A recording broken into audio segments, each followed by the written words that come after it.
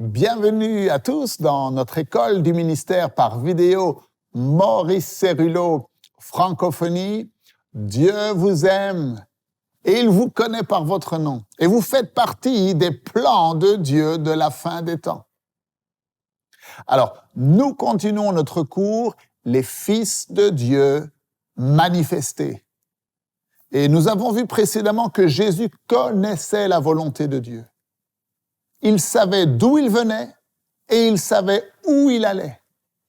Et c'est pour cette raison qu'il n'a jamais vacillé. Il savait que le Père avait remis toutes choses entre ses mains.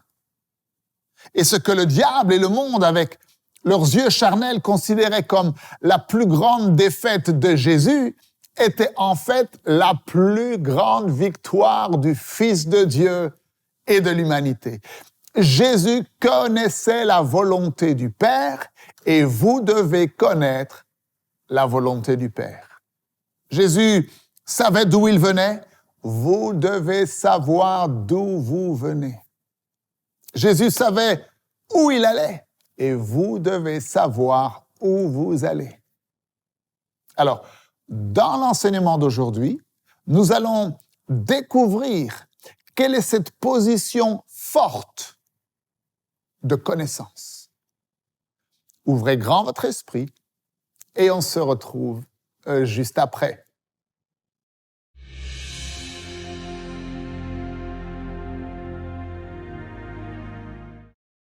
Il y a 2000 ans de cela,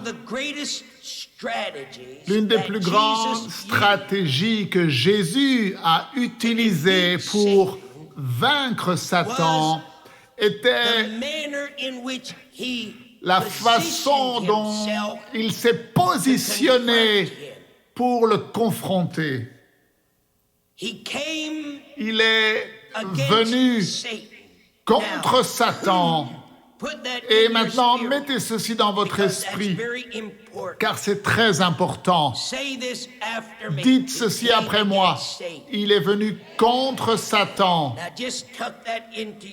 Mettez ceci dans votre esprit. Il est venu contre Satan à partir d'une position de connaissance. Maintenant, la première chose que nous avons découverte ensemble dans cette école, c'est que Jésus savait qui il était. Et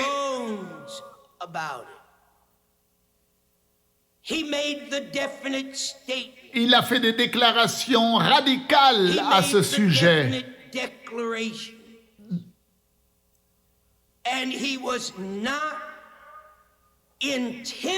Et il n'était pas intimidé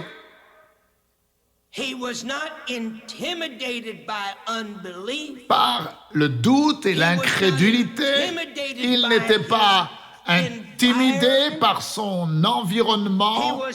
Il n'était pas intimidé par les dirigeants religieux de l'époque. Maintenant, il est triste de devoir dire que 2000 ans plus tard, cette Église de Jésus-Christ, elle est intimidée. Vous dites, frère Céruleau, par qui sommes-nous intimidés? Eh bien, nous sommes intimidés par les médias.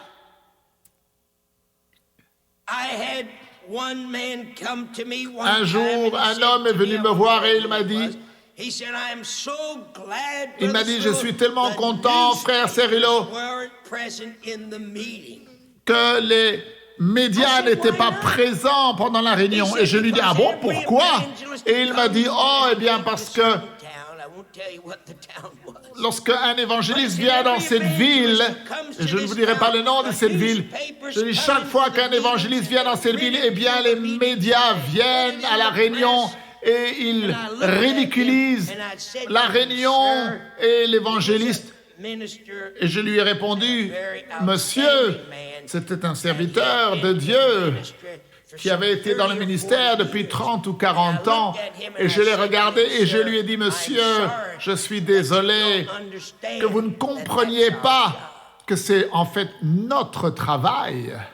Il m'a dit, que voulez-vous dire par là? J'ai dit, c'est notre travail, eh bien, de recevoir les critiques.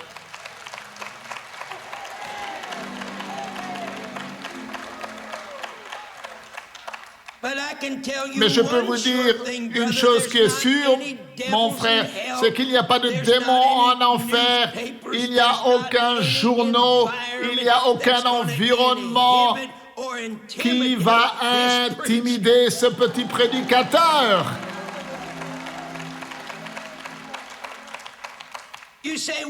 Vous dites, pourquoi pas, frère Cerullo? Eh bien, parce que je sais qui je suis. Maintenant, ne vous attendez pas que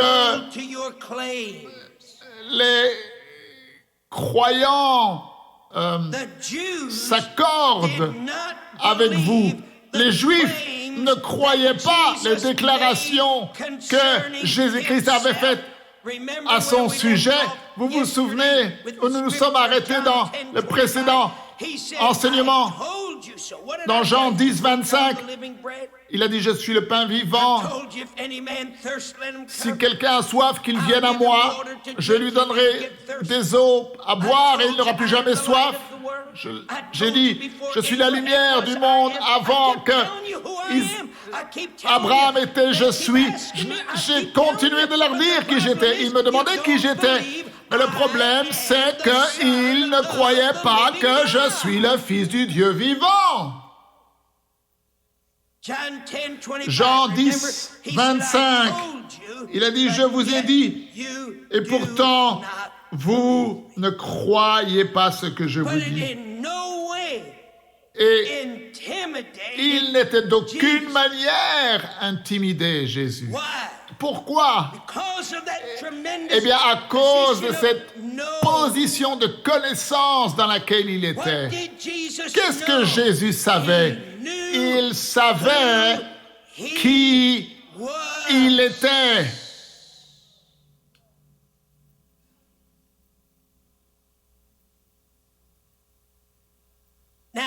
Maintenant, nous ne sommes pas sur la défensive, et que cela soit clair avant d'aller plus loin aujourd'hui, parce que nous allons entrer dans des révélations profondes. Mettons une chose à plat une fois pour toutes. Nous ne sommes pas sur la défensive. Jésus n'est pas venu ici dans ce monde pour vous enseigner.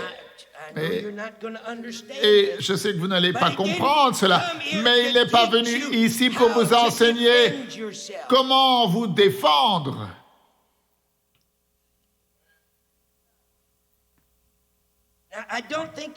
Et je ne pense pas que vous avez compris ce que j'ai dit. Il est venu ici pour vous conduire dans une attaque.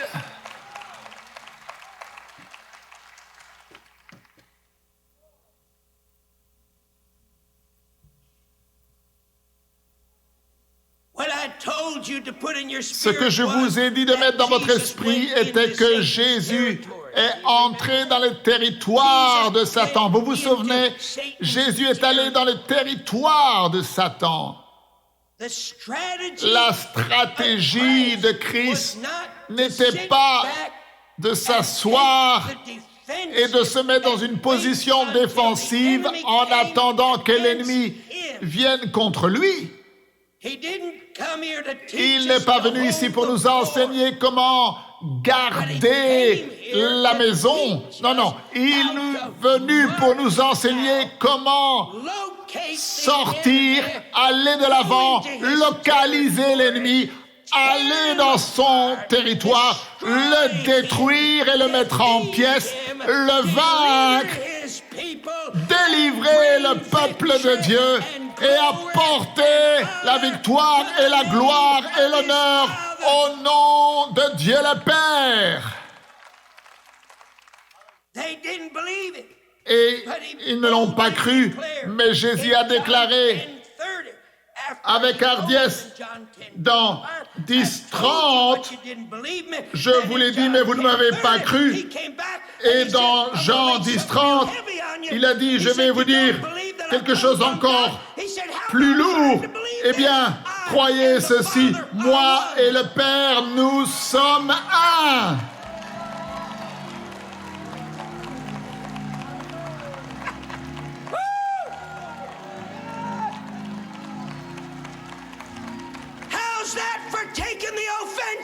Et là, ça, ce n'est pas prendre une position défensive, mais plutôt offensive. Vous ne croyez pas que je viens de Dieu? Alors je vais vous dire quelque chose de plus. Jean 10:30, écrivez. Mettez-le dans votre esprit. Et même le fait que les Juifs ne croyaient pas les déclarations de Jésus à son sujet. Jésus savait qui il était, il n'essayait pas de se défendre, il n'avait pas besoin de se défendre. Et au lieu de cela, il s'est mis dans une position offensive alors qu'il ne croyait pas en lui. Et il leur a dit dans Jean 10:30, moi et le Père, nous sommes un. Alors laissez-moi vous dire quelque chose. Ça a mis le diable en colère. Ils ont pris des pierres, la Bible dit, pour le lapider. Pourquoi? Pourquoi? Parce que selon la loi, la peine, le prix à payer pour le blasphème, c'était d'être mis à mort par lapidation. Et donc, ils ont accusé Jésus de blasphémer. Premièrement, parce qu'il a dit qu'il était le Fils de Dieu, mais maintenant, parce qu'il dit que Dieu et lui sont un. Écoutez maintenant Jean 10:32. Lorsqu'ils levèrent leurs mains pour les lapider, Jésus leur a posé la question suivante. Il a dit, le Père m'a rendu capable de faire beaucoup de bonnes œuvres. Et je vous ai témoigné beaucoup d'actes de miséricorde au milieu de vous. Pour laquelle d'entre elles me lapidez-vous?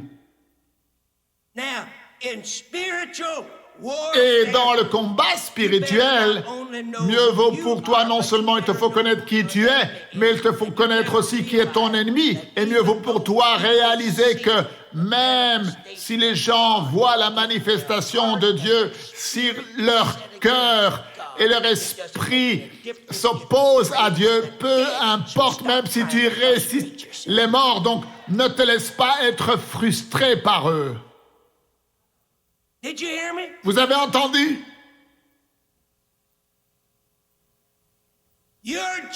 Votre travail n'est pas de prouver quoi que ce soit.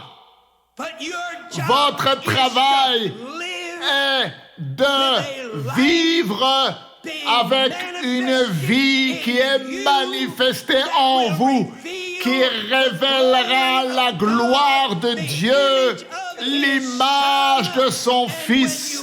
Et lorsque vous traversez ce monde rempli de cette révélation, alors vous avez accompli les buts de Dieu pour votre vie. Que tout le reste ne vous dérange pas. Ne laissez pas le diable vous intimider et vous frustrer. Il est un menteur.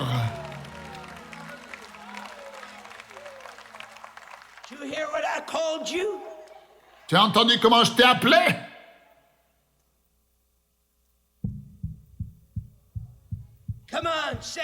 Dites avec moi, le diable est un menteur. Dites-le comme si vous le croyez, le diable est un menteur. Le diable est un menteur. Que le monde entier le sache. Jean 10:33, écoutez ce que Jésus continue à dire dans cette expérience. He said, we are not going, or they answered him, the religious leaders after. Et là, ce sont les Juifs qui répondent à Jésus après que Jésus a dit, pour quelle raison me lapidez-vous?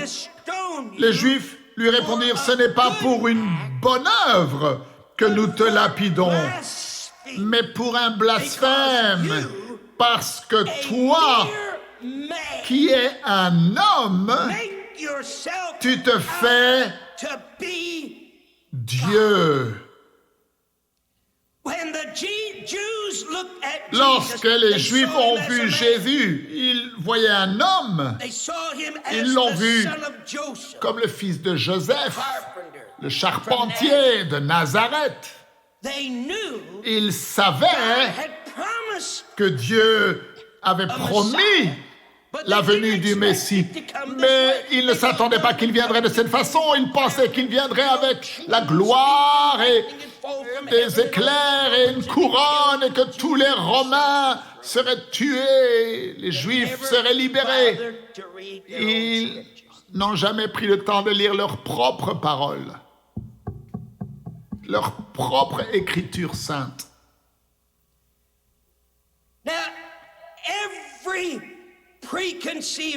Et chaque pensée préconçue, mettez ceci dans votre esprit, toutes les pensées préconçues qui nous parviennent comme le résultat de notre environnement mettront une limitation dans nos vies, un obstacle qui nous empêchera de voir, qui nous empêchera de croire. Et ces Juifs, à cause de leur environnement, ils ont mis une limitation sur eux-mêmes. S'ils avaient eu des yeux pour voir et des oreilles pour entendre, ils auraient entendu les paroles de vie. Ils auraient bu l'eau vive. Ils auraient mangé le pain de vie. Mais à cause de leur environnement, ils étaient limités dans leur capacité de croire que Jésus-Christ était le Fils de Dieu et se saisir de cela, d'être comme Dieu. Maintenant, je veux que vous remarquiez quelle a été la stratégie de Jésus. Il leur a dit qui il était. Il a fait face au diable à partir de cette position de connaissance. Et puis il leur a dit, le Père et moi, nous sommes un.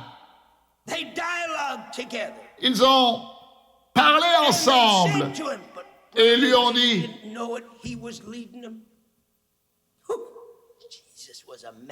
oh, ce qu'ils ne savaient pas, c'est que Jésus menait la conversation parce que Jésus était un maître en stratégie. Il a dit, nous ne te lapidons pas pour les bonnes œuvres, mais nous allons te lapider à cause du blasphème et que tu dis que tu es Dieu. Il a dit, oh, ah bon? Il leur a dit, n'as-tu jamais lu le psaume 82? Le psaume 82, c'est où? Voici ce que Jésus dit, 34, jusqu'au verset 36. Jésus leur répondit, n'est-il pas écrit dans votre loi, j'ai dit, vous êtes des dieux?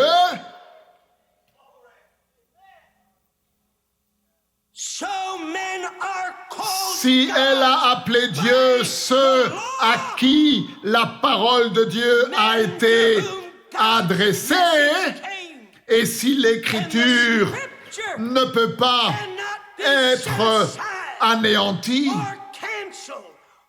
ou annulée, ou brisée,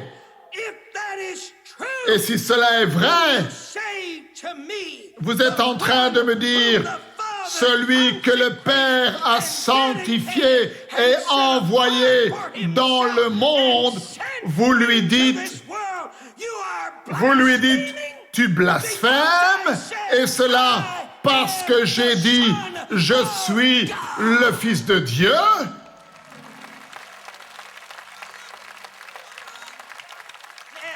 Maintenant, He lived this life. il a vécu cette vie, 90% of the pas à 90% du temps ou 80% du temps ou 70% du temps, mais il a vécu cette vie à 100% du temps. his victory Et sa was victoire in knowing that he, était dans le fait qu'il savait que lui, Jésus-Christ, était le Fils de Dieu. Il savait qui il était. Il connaissait sa relation avec le Père. Il connaissait qu'il était au commencement. Il savait qu'il avait tout créé. C'est la raison pour laquelle il a pu dire à Marthe, « Je suis la résurrection et la vie. »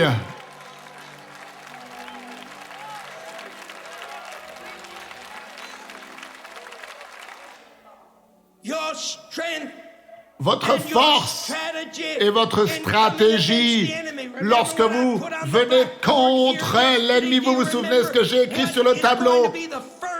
La première chose qui va se manifester dans ce temps de la moisson des derniers temps, Dieu aura un peuple qui lui appartienne.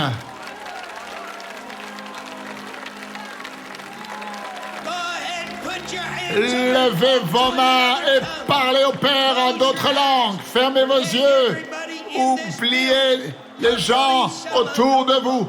Mantorobalekete kokoburakata. Barakato tolokokoburekeshe. Mantorobalekete kokoburakata. Be kokoburekete. Barakatoro shekete. Fermez vos yeux.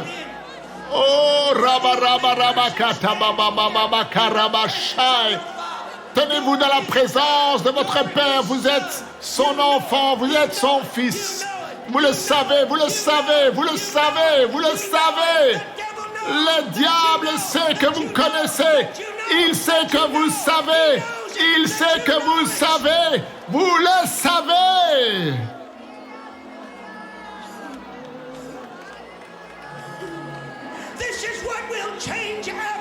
Voilà ce qui changera l'Afrique. Voilà ce qui... Les nationaux de Dieu vont dans leur continent en tant qu'hommes de Dieu. Voilà ce qui changera l'Amérique du Sud, ce qui changera le Mexique, le Brésil, lorsque le peuple de Dieu traverse ce monde en tant qu'homme de Dieu et dans le nom de Dieu qu'ils servent et qui vit à l'intérieur de leur être.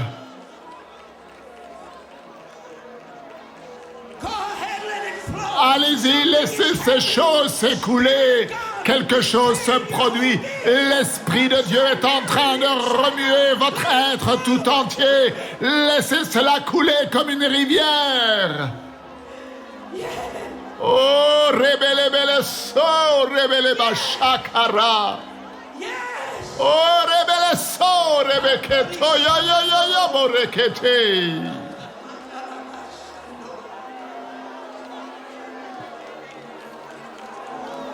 Oh, rebelebe sokokobo rebelebeshe.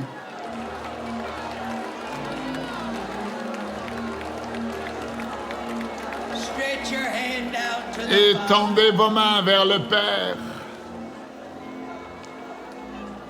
Say this after me. Et dites ceci après moi. Say this after Dites brother. ceci après le frère Cerullo. Today, Aujourd'hui,